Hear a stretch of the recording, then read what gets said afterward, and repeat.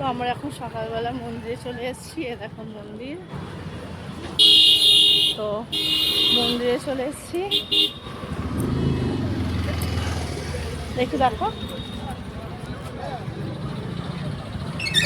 কেমন লাগছে বলো কমেন্ট করে।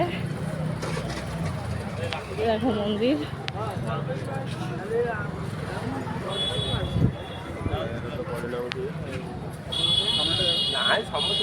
দেখিয়েছি।